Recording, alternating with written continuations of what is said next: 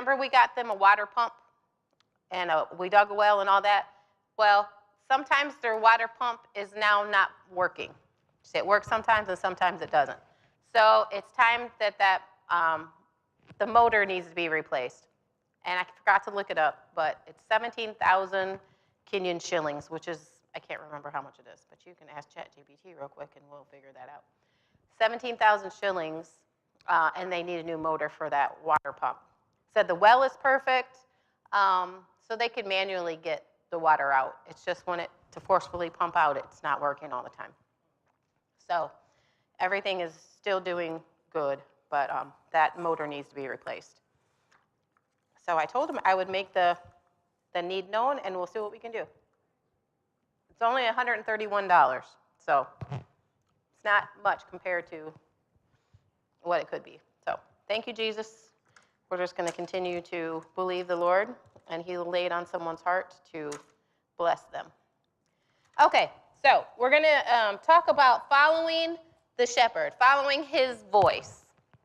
So we're going to, some people don't, they don't recognize his voice. Maybe they're Christians and don't know what that voice is that they hear. You know, there's a voice that speaks, but are we listening? So we're going to talk about that today. Following his voice. Psalm 23. Let's start there.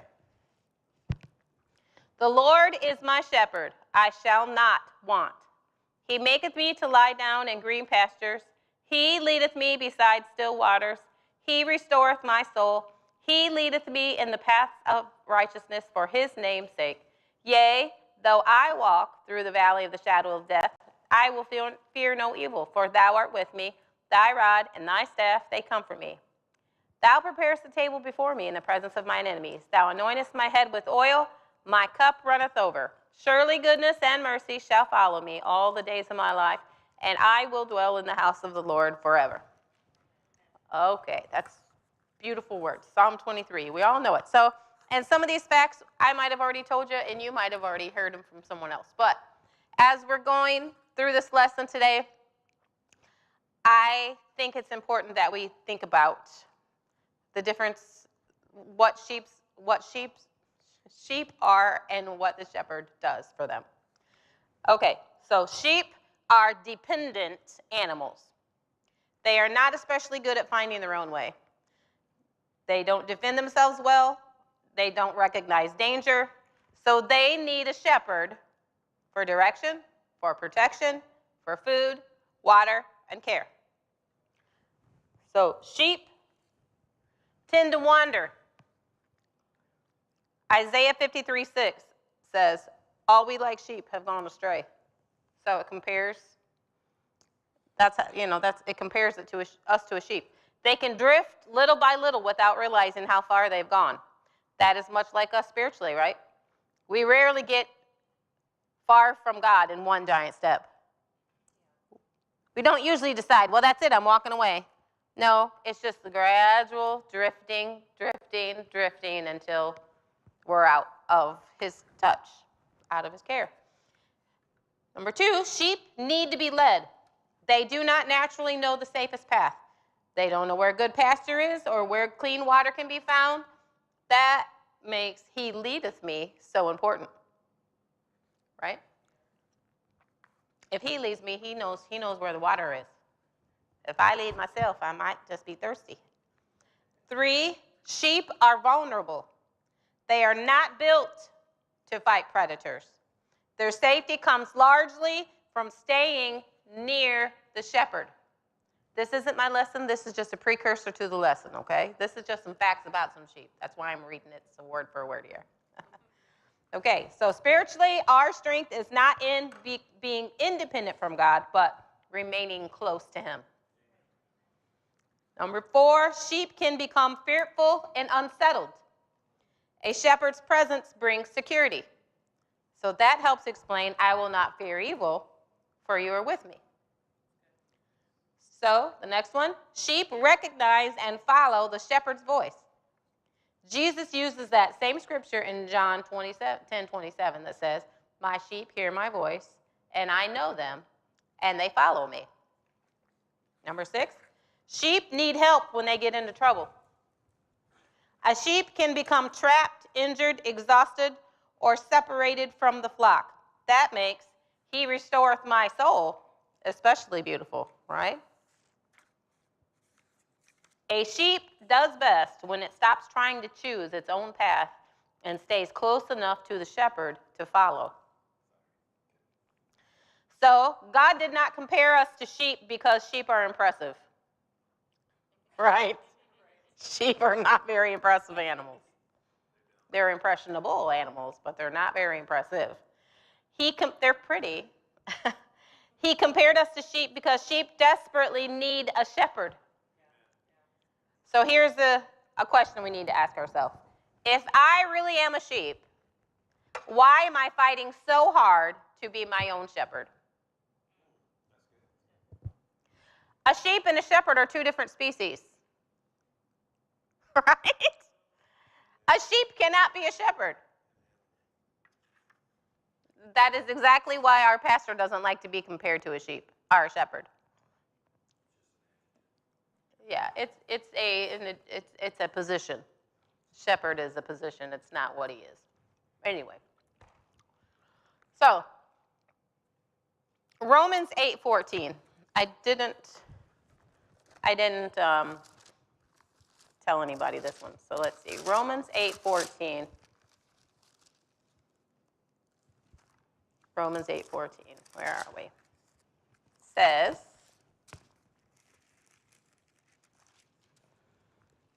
"For as many as are led by the Spirit of God, they are the sons of God."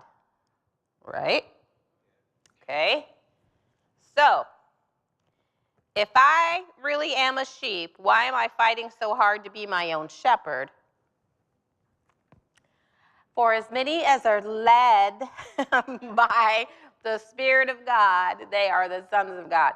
So we need to be led by the Spirit, not by our own flesh, not by our own self, but by the Spirit of God. So now, I wanted a few strong characteristics of a shepherd. Now, not just any old shepherd, but a good shepherd. So a good shepherd knows his sheep. He becomes familiar with their habits, their weaknesses, and their needs, and he can often tell when one is missing.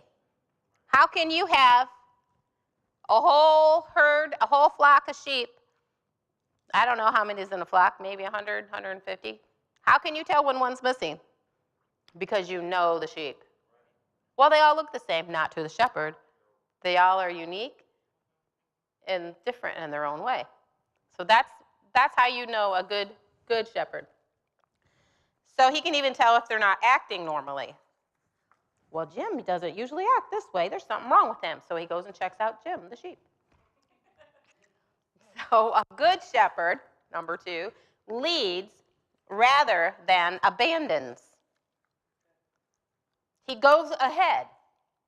He chooses a safe path towards pasture and water. The sheep depend on him because he knows the terrain. Sheep don't know. They're just following the shepherd. Number 3, a good shepherd protects. He watches for predators, thieves, dangerous terrain, and anything that could harm the flock. Protection sometimes requires courage in confrontation. If he sees something, he's got to go after it. He's got to protect the sheep. So number 4, a good shepherd provides. He makes sure the sheep have access to food, water, rest, and shelter. He is constantly thinking ahead about what they will need. Number 5, a good shepherd watches carefully. Shepherding requires attention. A shepherd cannot be careless or distracted because sheep can wander and get into danger quickly. So it's a good thing they're out on hillsides where there is no, for your phone, cell towers. Because you can't be on your phone playing games and chatting up someone when you're watching sheep. You got to be attentive to the sheep, to the flock, so because they can wander quickly. Think about your family. Think about your children. You got to be attentive. A good shepherd searches for the wandering sheep. He doesn't just simply say, well, that one's left. He goes after it because every sheep has value. Every sheep has value. And number 7, a good shepherd tends to wounds. If a sheep is injured, weak, or exhausted, the shepherd gives it special care rather than expecting it to keep up with the rest of the flock. Right? He tends to the wounds. He doesn't say, oh, he's injured, so just let him lag behind. No, that makes him vulnerable to attack.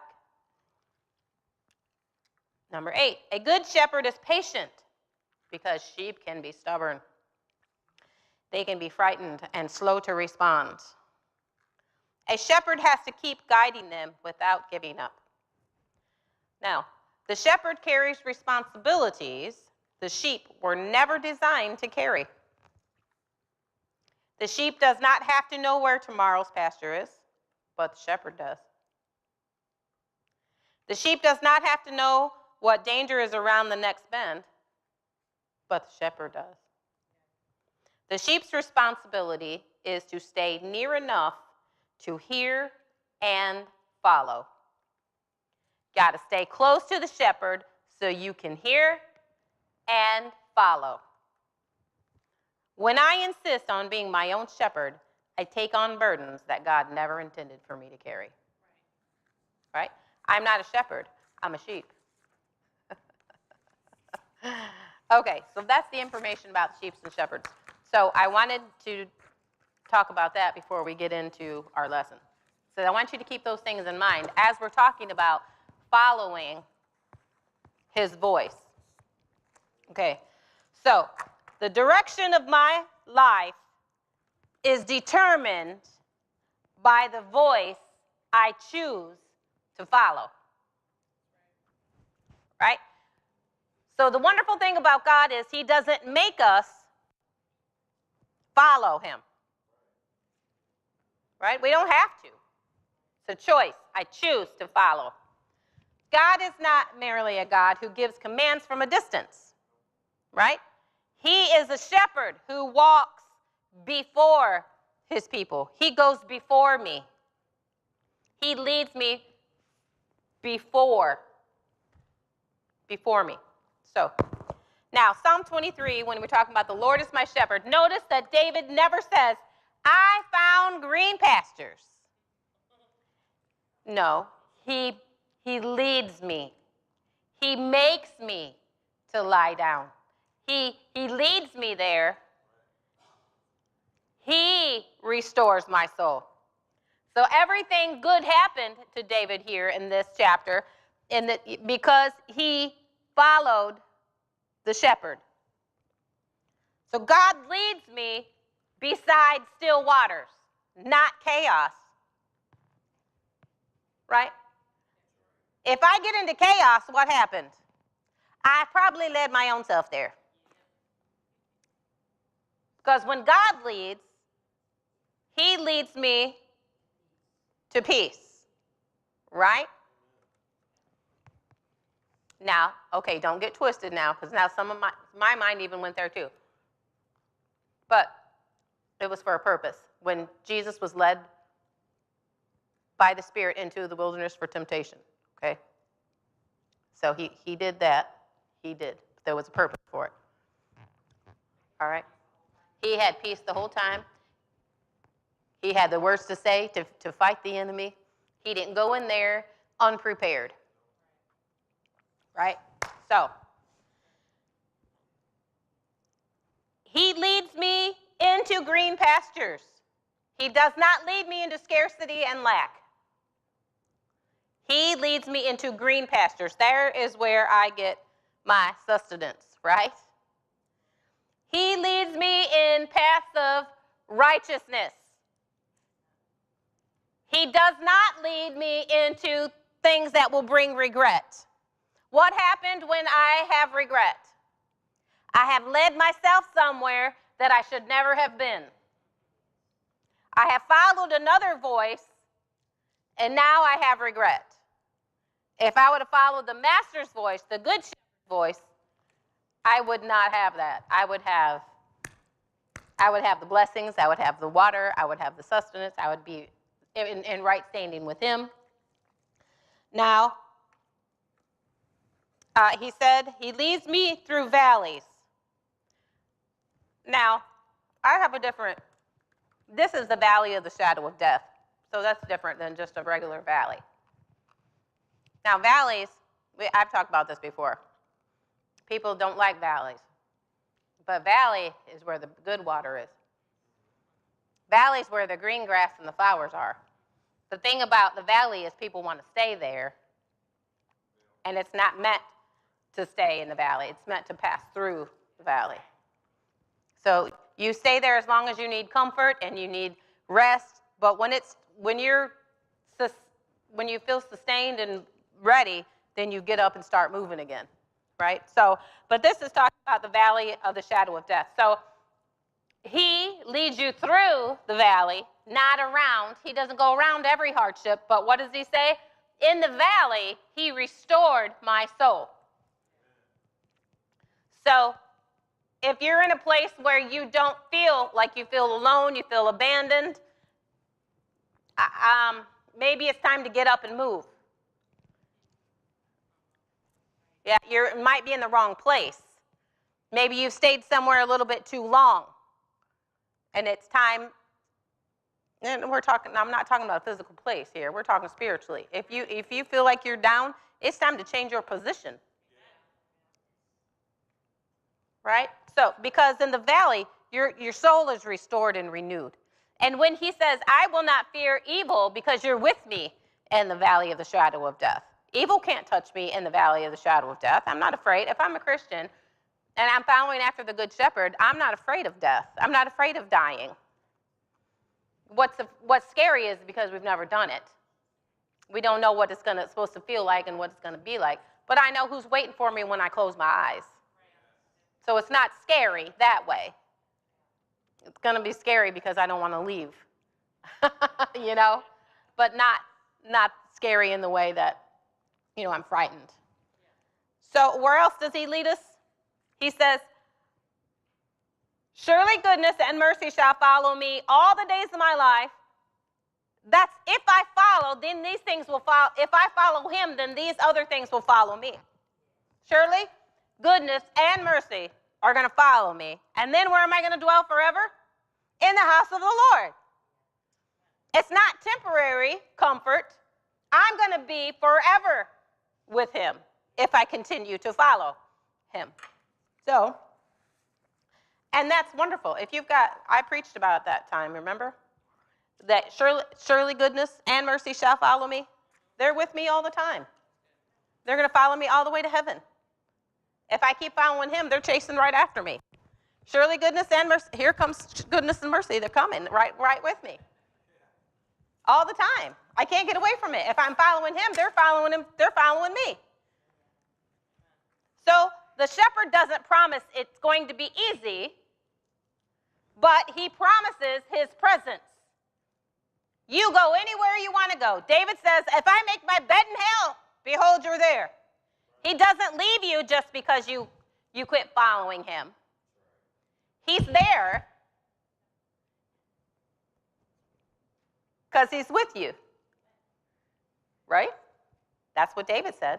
Though I make my bed in hell, behold, thou art there. Do you know what's there? The things that I was taught, the scriptures that I learned, and I think about his goodness. Just like the pastor preached a few weeks ago on the prodigal son, he went away. But when he got down to the place where he was about to eat with the pigs, he remembered. He remembered. Well, the servants at my daddy's house have it better than I have it right now. I'm going to go back and see if I can be one of his servants. And that's what he had learned. That's what he knew about the Father. And that's the thing. When we think about our children, let's say, the Bible tells us that if we train up the child in the way he should go when he's old, he won't depart from it. It won't depart from them. What they've learned about God and the scriptures and the songs and the Spirit of God that has dwelt with them, or however they've experienced God, will never leave them. It'll be here. It'll be here. And when they come to themselves, they'll remember. This is what I heard from Daddy. This is what I heard at Mama's house. I got to go back. I got to go back to the Father. Because that's where I'm going to have my peace. That's where I'm going to have joy restored. So, let's look at Isaiah. This is Mom. Isaiah 58:11. And then the next one would be Isaiah 30:21. And the Lord shall guide thee continually and satisfy thy soul in drought and make fat thy bones, and thou shalt be like a watered garden and like a spring of water whose waters fail not. Amen? Amen? The Lord shall guide thee continually, not just one day and then he's done, not just salvation and it's over. You're on your own, dude. You figure it out the rest of the way. No, he says you're going to be fat, you're going to have water, you're going to have, when there's no water for anyone else, you're going to have water. In the drought, you'll have water. There's so much more in that verse. You're going to continually be satisfied, in other words. You're going to stand out when everyone else is famished. You're going to be the one that flourishes. There's something different about folks that follow Jesus, that really follow Jesus. You can see it in their life. They are blessed. And I'm not talking about monetarily blessed all the time, because let's face it, not everybody's in different places in their life. So, and just because we live in we live in America, there's other parts of the world where they're just as saved as we are, and they have absolutely nothing. But they have joy, they have peace, they have all the stuff that's following us is following them. But they live in a place where the monetary stuff is not available to them. But they have that fatness. They have the joy in their spirit. And even though there might be drought all around, they have the favor of God upon their life. There's something different about someone who follows the shepherd, because he will continually lead them. He leads us into the paths of righteousness. He doesn't just lead us occasionally, right? He doesn't lead us just during revival, but all the time. People ask often, what is God's will? The promise isn't that he gives one direction for your life, right? One direction and you're done. He continually guides. What God's will was for me at the beginning of my life is different for me now. God's will for me today is different than it was when I first got saved, when I first started serving the Lord. I led children's church, and I did that. And that was God's will for me then. You know what I'm saying? There's different, it doesn't just one and done. He's continually leading you. And the landscape changes. The states change. Wherever he might lead you to another state, but he's still continually leading you. He doesn't just leave you alone. In every season, in every phase of your life, every generation, he continues to lead. Brother Charles, he's led you for a long time. Amen? God continually leads you. What a good shepherd he is. What a good shepherd. Isaiah chapter 30, verse 21. Gotta take a drink of my big water here. Okay. I need a cup. And thine ears shall hear a word behind thee, saying, This is the way, walk ye in it, when you turn to the right hand and when you turn to the left. Okay, so he makes a way. He says, this is the way, walk you in it. He doesn't say, well, just follow me. This is the way. I'll show you the way. We've got a book. We've got a guide. We've got a roadmap. But we've still got to listen to the shepherd. This is the way, now follow me. Walk in it. This book is going to do us no good sitting on a shelf. We got to know where we're going, and this is the way. We've got to know it. This is the way, now walk in it. Walk in it. What good is it to know the way if you're not walking in it? It's not good for you just to know the way. You got to walk in the way. Right. Don't just be a doer. Don't just be a hearer of the word. You got to be a doer of the word. All the knowledge in the world is useless to you if you're not using it. Okay, so God still speaks sometimes loudly and sometimes he speaks softly and quiet, but he is always directing willing hearts. Willing hearts. Now, Proverbs chapter 3, verse 5 and 6. We could probably all quote this, but Sister Rebecca is going to read it.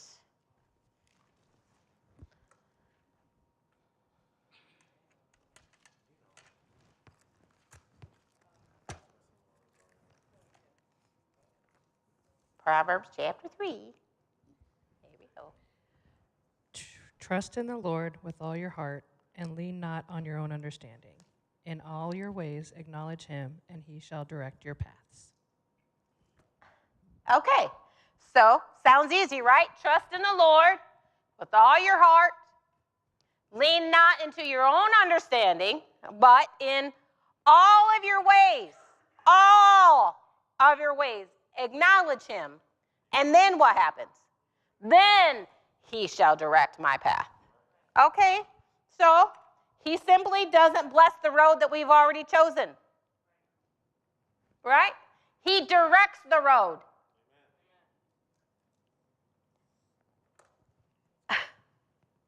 Sometimes we just want God to bless our mess, and he ain't going to do it. I didn't lead you down that road. You went that road by yourself.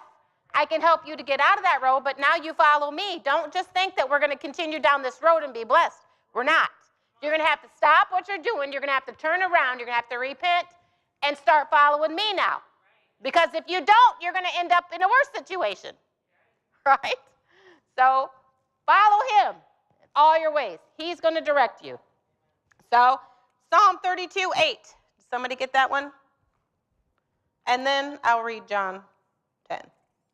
I will instruct you and teach you in the way you should go. I will counsel you with my loving eye on you. Okay, so this is beautiful. A mature believer doesn't always need loud correction, right? Like a loving father can simply look at you, and you know you need to straighten up or you're going to get it. Right? We recognize his direction. I will guide you with my eyes. Have you ever given your kid this look? You better straighten up. They know. I will guide you with my eyes. If you'll watch me, I'm watching you, God said. I'm watching you. Now, if you watch me, see my eyes? Stare. Okay, God's watching you like that. Boy, you better straighten up, right? That's how, do you ever get that feeling sometimes God's looking at you that way?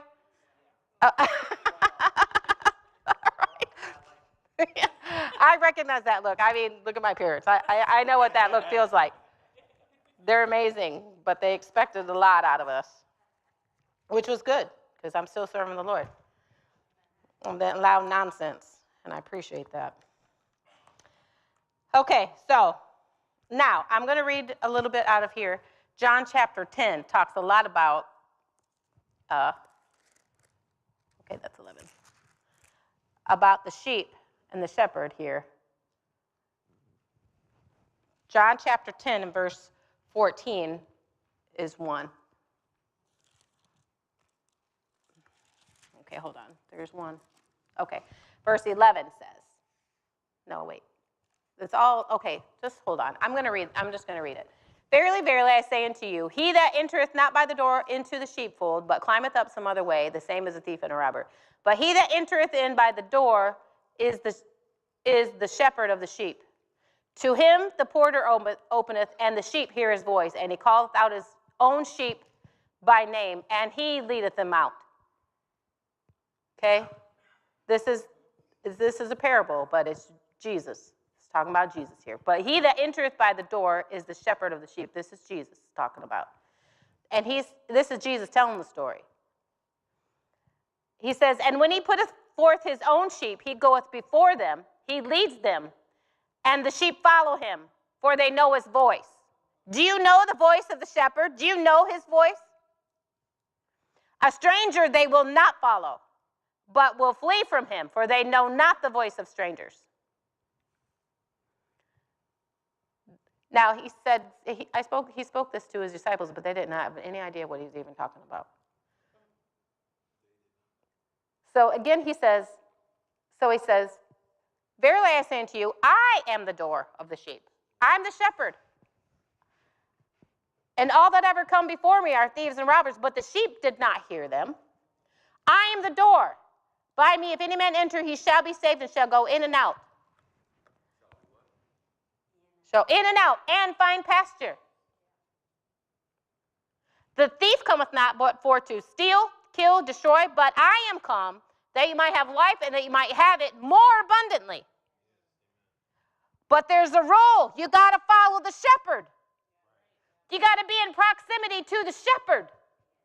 You got to let him be your door that you go in and out of. I am the good shepherd, and the good shepherd gives his life for the sheep. But he that is a hireling and not the shepherd, whose own the sheep are not, seeth the wolf coming, and leaves the sheep and flees, and the wolf catches them and scattereth the sheep. The hireling flees because he is a hireling and he doesn't care for the sheep. But Jesus says, I'm not like that. Huh? The shepherd does not scare the sheep because the sheep know his voice. They know him. He says, I am the good shepherd, and I know my sheep and am known of mine. I know them, and they know me. As the Father knows me, even so I know the Father, and I lay down my life for the sheep. I lay down my life for you, he was telling them. And other sheep I have, which are not of this fold, them also I must bring, and they shall hear my voice, and there shall be one fold and one shepherd. There are some that you think that aren't good enough, but I died for them too. He's talking about us, Gentiles. You need to say something? Okay. I got you. We need another method, but it's okay. Get my steps in. This right here, reason why we talk about the shepherd and the good shepherd, said, woe unto them shepherds. He said there's one good shepherd. Right. That's the reason why I try to say, adjective as a shepherd, I oversee his flock. Yeah. But I'm just a head sheep. But when you look at that, it says they go in and out. Remember, I think it goes on down farther. It talks about when he leaves the 99 to go after the one. If you was to do that as pastors, if we was to leave the 99 and just concentrate on the one, would we have a church left when we come back? So he's talking about another application. He said when they go in and then when they go out. See, when the sheep doesn't come back, this is what we were taught when I was in school. Come to find out it was wrong, because talking with somebody who raises sheep. We were taught that they went to find the one, and he would break the leg of the sheep, put it around his shoulders, then bring him back and nurse him to life. That's not the case. The shepherd would see if he didn't come back, where is he? He would go find him, because oftentimes his leg was broken because he fell in a ditch, or he was in trouble, and he went and recovered his sheep and put him so that he would hear his voice and so that he could nurse him back. God does not break legs, put diseases on people, and do this stuff so that you love him more. That is Hogwash. That is not what the shepherd does. A shepherd will not break the legs of his sheep. He cares for his sheep. Yeah. And so if the sheep doesn't return, because he says you're blessed going in and you're blessed going out, if you didn't come back, why? What's hurting you? Why aren't you back? What happened? Yeah, that's good. Okay. So then he just goes on to say, that's all that he has to say about the sheep. He's just talking about, he lays down his life for the sheep, basically. So the mark of sheep isn't perfection. It is recognition. They know his voice, right? Sheep, children know their daddy's voice, right? Your parents' voice, let's put it that way. If you didn't have a dad, maybe you had a mom that you was raised in the house with. You know your parents' voice. You know that authoritative voice in your life. You know it.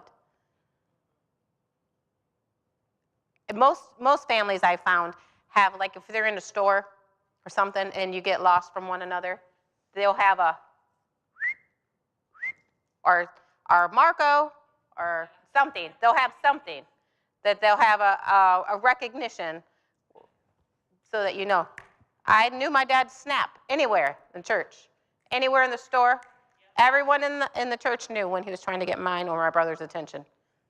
Snap, and all the kids paid attention. Somebody is in trouble. But the father and the children have that special connection, the parents and the children. You just know. There's a familiar of yeah, you just know one another.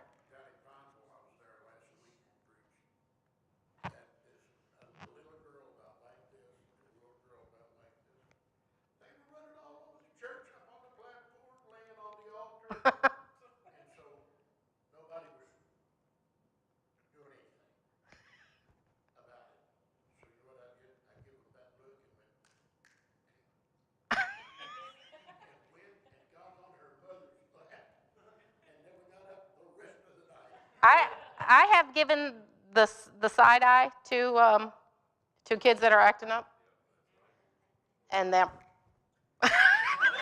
or they go hightailing it to.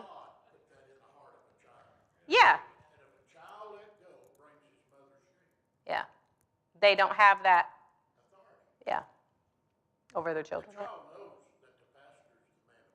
Yeah. Right. Yeah. And it's okay to show it without, you can show it in a loving way. My dad was, all the kids loved my dad, but he was authoritative. If you're acting up, you get called out. It just happened. Everything needs, right. And you know, because the other one will tell him, if you don't stop, Brother Mullins is going to. And then if Brother Mullins gets on to you, your mama is going to whip your tail when you get home. Because you have embarrassed me in church.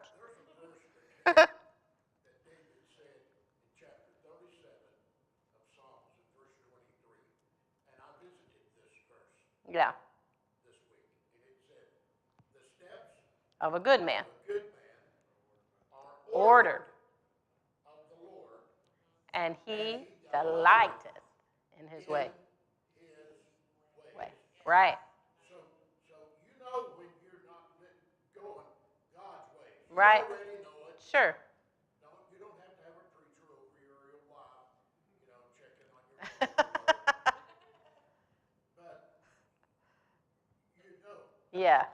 Because the steps of a good man are Ordered by the Lord, right. You get into trouble when you don't listen. Absolutely. Even if your wife says you got a problem, you got a problem. Sure. When you don't think you got a problem, if she says you do, you got one. Right. So you got to take care of it. That's what I always tell Justin. If I've got a problem, then we've got a problem. If you've got a problem, we've got a problem. Yeah. And when things ain't going Right. spiritually, Yeah. I've got a problem. You've got a problem, absolutely. I'm going my own way because my steps that are Right. And if I go on my own, I'm gonna mess up. Yep. Yep. You're wandering out of the fold. Yeah. That's why that shepherd's got to be careful when he can't find Joey. He may have fallen off the cliff. Right. He could have fallen off a cliff, Joey. So, what happens, like he was saying, what happens when I lead myself? That's my next question. Proverbs 14:12. Did I tell anybody that? I think it's like stepping out of your character. Yeah. Then you got to step back into character. Yeah. Proverbs 14:12. This is a good one. Do you know it? Do you have it? I could probably quote this one, but I'll let you do it. There is a way which seemeth right unto a man, but the end thereof are the ways of death. Okay, there is a way that seems right unto a man, but the end thereof are the ways of death. That's what happens when I lead myself. The way that I think is right. If my way isn't lining up with God's way, it's the wrong way. So the way seems right. So that's somebody that lives by their feelings. So your feelings are convincing, but they're not always truthful. I feel, but is that the truth? Is that the truth? I feel like nobody likes me. Is that the truth? No, that's a big fat lie that a lot of people believe. I feel like I'm not worthy. Is that the truth? No. I am worthy. God made me worthy. Not because of anything that I've done, but it's God. We need to stop living by our feelings. Our feelings can convince us, but they are convincing us wrong. Okay, and there is a time in Judges. Who's got the mic now? Mom? Okay, give it down there to Tristan. I don't think he's read yet. Judges 21:25. Now, in Judges, we've talked about this before. Pastor brings this up a lot. He's brought it up a few times while he's preaching. What happened in Judges when everybody was doing what was right in their own eyes? Hold on, don't tell my story yet. Go ahead. Judges chapter 21:25. In those days there was no king in Israel. Every man did that which was right in his own eyes.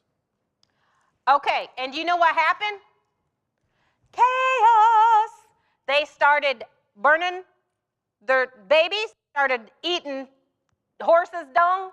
They did all kinds of stuff. They did all kinds of stupidity, chaotic things. There was nothing but mass confusion because everybody did what was right in their own eyes. And I think, a lot of people these days have lost their moral compass. People think that just little stuff.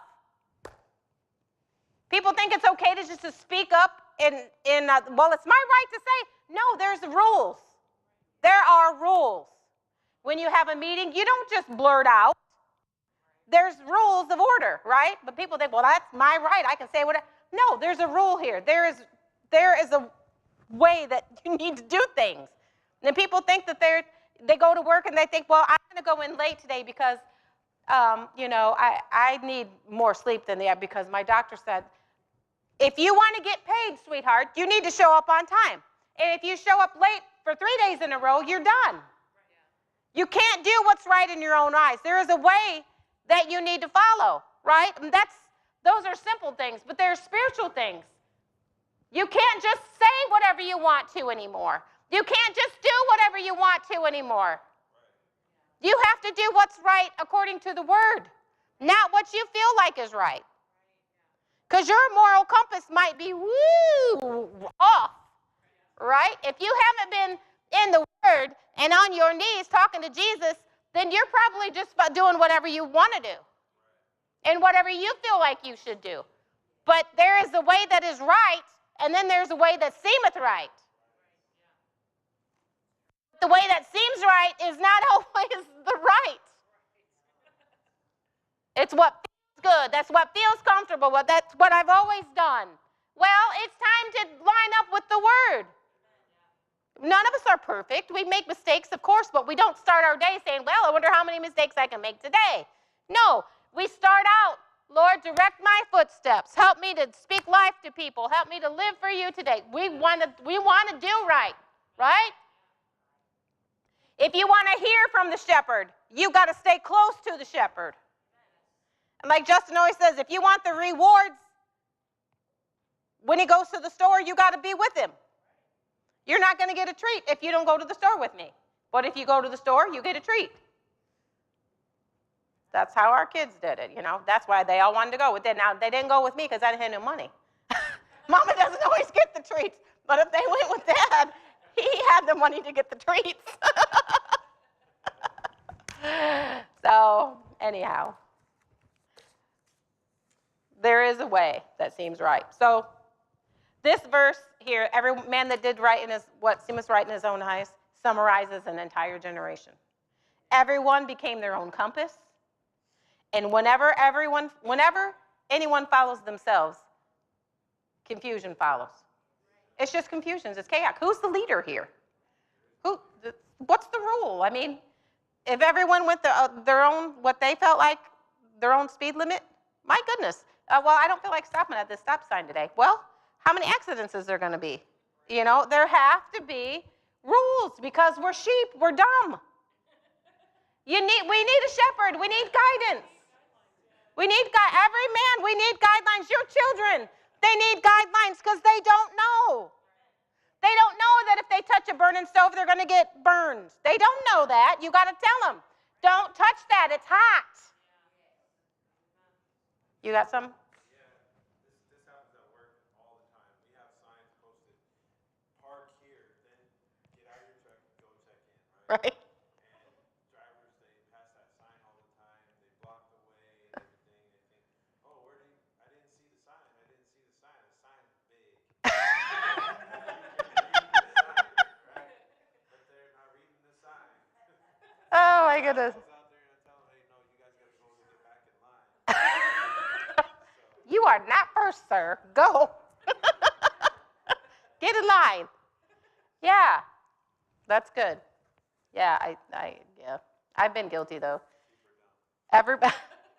Everybody, you know, they're busy. You're just too busy doing stuff, and you don't see the signs that are right in front of you.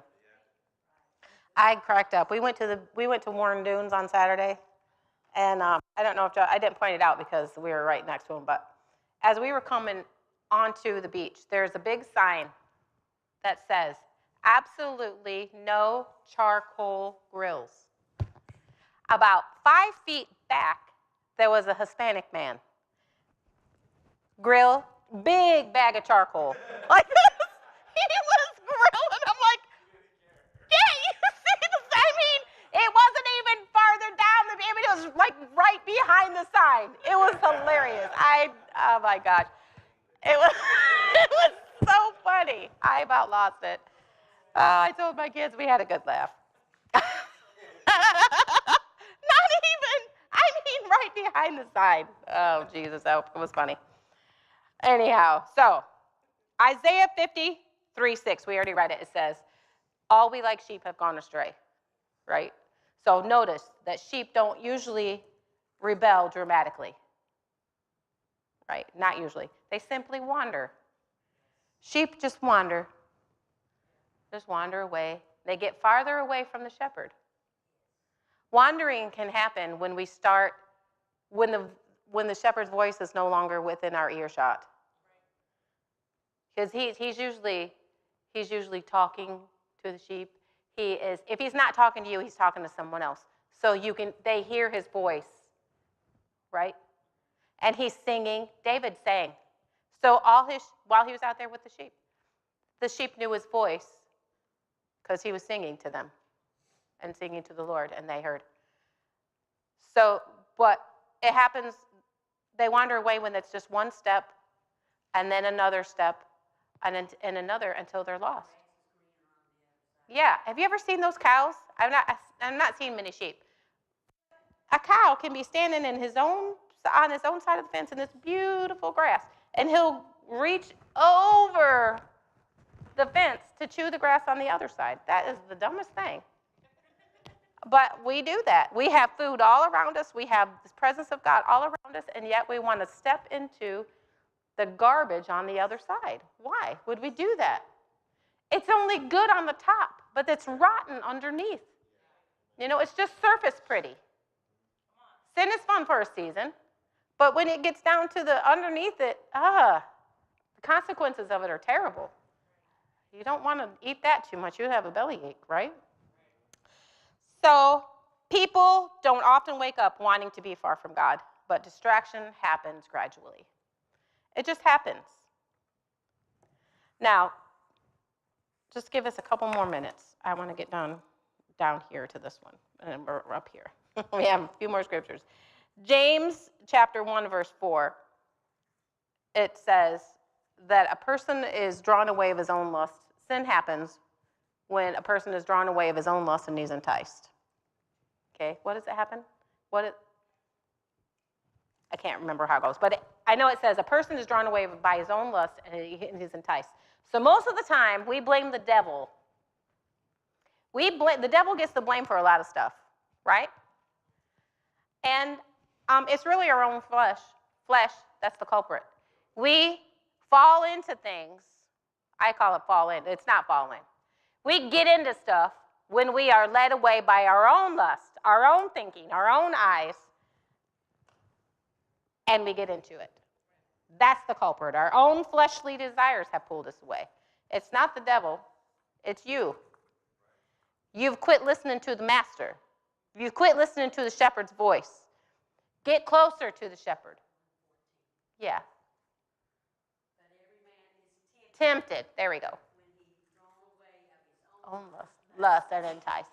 So he's tempted. That's when you're tempted. Now, sometimes you can't help what comes across your path. You can't help it with, let's say, just for saying's sake, you can't stop someone from walking in your path, right? You can't control what she's wearing or he's wearing or what he looks like. You can't control that. I can control myself. I can control myself. So I acknowledge, I see, have a blessed day, sweetheart, and move on. You don't follow them home. You don't ask for a phone number. You don't look like a retard following them with your eyes. I'm sorry, I shouldn't use that word. That might be offensive to some. I apologize. But you mind your business. Get yourself under control, right? Huh? Absolutely, self-control is a fruit of the Spirit that if Jesus lives inside of you, you should have. Okay, now Galatians 5 talks about being led by the Spirit. So if you are led by the Spirit, you will not fulfill the lust of the flesh. Right? So there we go. We're not going to get into it deeply, but we are either led by the Spirit or we are controlled by the flesh. You can't be both. If you're having an issue, close to the master, get close to the shepherd, start hearing his voice, being led by his Spirit, quit being led and tempted when you have been enticed by your flesh, being led away by your own flesh.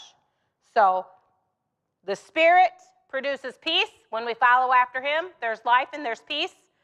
And the other produces conflict. Spirit brings you satisfaction. Yes. Brings satisfaction. Absolutely. And then I don't need to be filled up with all the other stuff.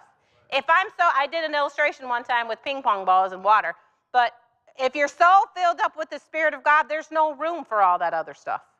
I don't want any of the other stuff in my life. And if I have that stuff in my life, when I start pouring the Spirit of God in me, all that other stuff rises to the top and gets out. You can't be full of the world and be full of the Spirit. It won't work. No, it won't work for very long. Man wants to be satisfied. Yes, absolutely. Right? Absolutely. But let's be satisfied by the Spirit of God. Amen? Yes, being satisfied. Because Romans 8:14 says, as many as are led by the Spirit of God, they are the sons of God, right? So if we're led by him, we are his child. So being a child of God isn't simply believing, it is allowing his Spirit to lead us every day. So I have like 8 pages, so it looks like we'll do this next week. I'm on page 3. Every person follows something, right? Sometimes there's a whole list of things. Emotions, fear, disappointment, social media, opinions, success, relationships, and comfort. Sometimes we follow all of that. The question isn't, am I following? It's who. Who am I following? Now, I'll give this illustration, and I'm done. Now, GPS. We all use it. I really need it because I'm directionally challenged. I am. Do not give me directions. Just give me the address, and I'll put it in my GPS because I'll never get there otherwise. If I had to follow a big map, oh, Lord, I don't know if I could do it. I remember when we traveled a long time ago, my mom had the maps of every state, and she would get them out, and oh, my goodness, I don't think I could do it. Because my dad is also directionally challenged.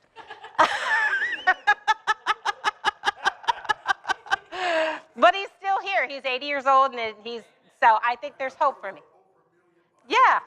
I don't know how he's made it, but most of the time he had Sister Mullins as a GPS in his car.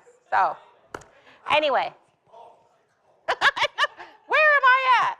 Because you don't go into a gas station because they'll say, well, you get on 54, and then you head to the right, and then you go to the left, and you get on. Excuse me, Magellan, that is not how I roll.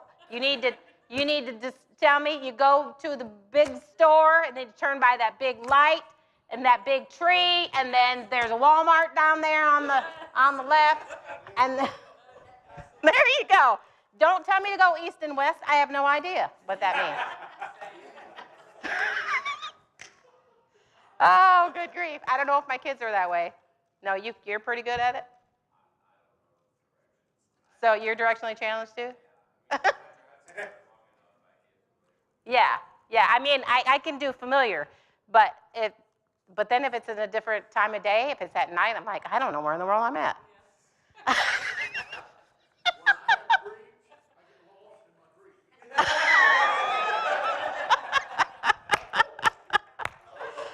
Oh, Lord, that is terrible. Well, don't do that. Okay, so back to my illustration about GPS. So in a GPS, we just you put that address in, and it tells you. It simply says turn right, turn left.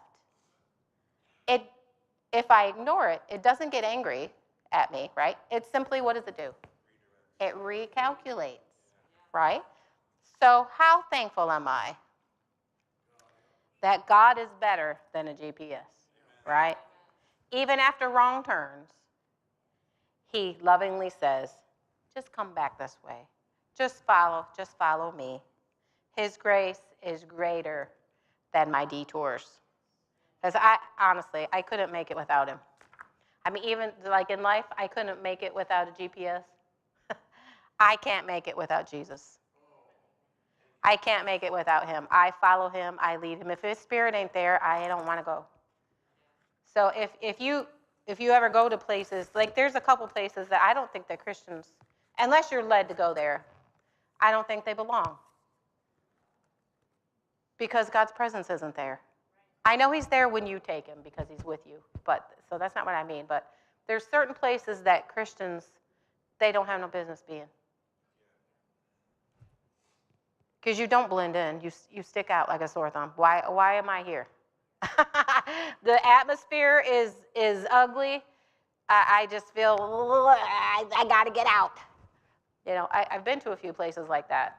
And not that it was sinful or anything. It just feels, yeah, ew. I got to get out. Got to get out of there. But anyway, All right, so we're going to keep following his voice next week.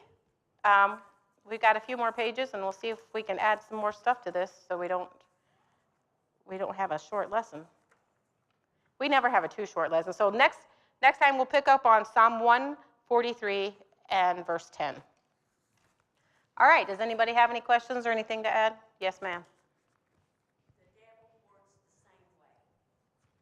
From the beginning, the lust of the eye, Pride of life, the lust of the flesh. and the pride of life. Yep, never changed. It never changes. Right. His tactics are still the same. Yep. Because it works.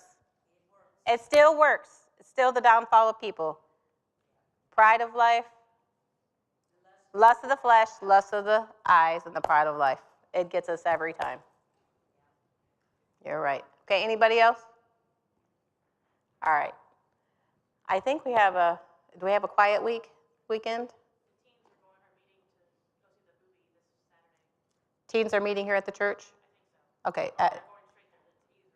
Okay. So if you have a teen or something, you need to check in with them and see what's happening this weekend. Oh, yes. Melody's nutrition class is Friday at 6 o'clock, 6 to 8. And if you missed it last week, it is online, or it is video. So you can request that, and it can be sent to you. It's a 7-week course, and she'll be teaching that. That's going to be fun. It's alternating between Fridays and Saturdays every week. Okay, is that all, Sherry? Oh, my goodness. This week? Oh, my goodness, I forgot to pay my money. Oh, my gosh, we have a big weekend. I'm sorry. You cannot rest on Saturday. You have stuff to do. Okay, so men's breakfast on Saturday morning, and then the women's thing is at 10? Is it 10 or 11? 10. Women's thing is at 10. Okay. All right, well, let's pray then. Lord, thank you for this beautiful day. Thank you for this wonderful time that we've had in your word tonight. I thank you that you're a good shepherd and that you will lead us with loving, loving, loving hands and loving arms. Thank you for being there for us and with us every step of the way, leading and guiding us, Lord. Give us now the willingness to follow you and the ears so that we can hear.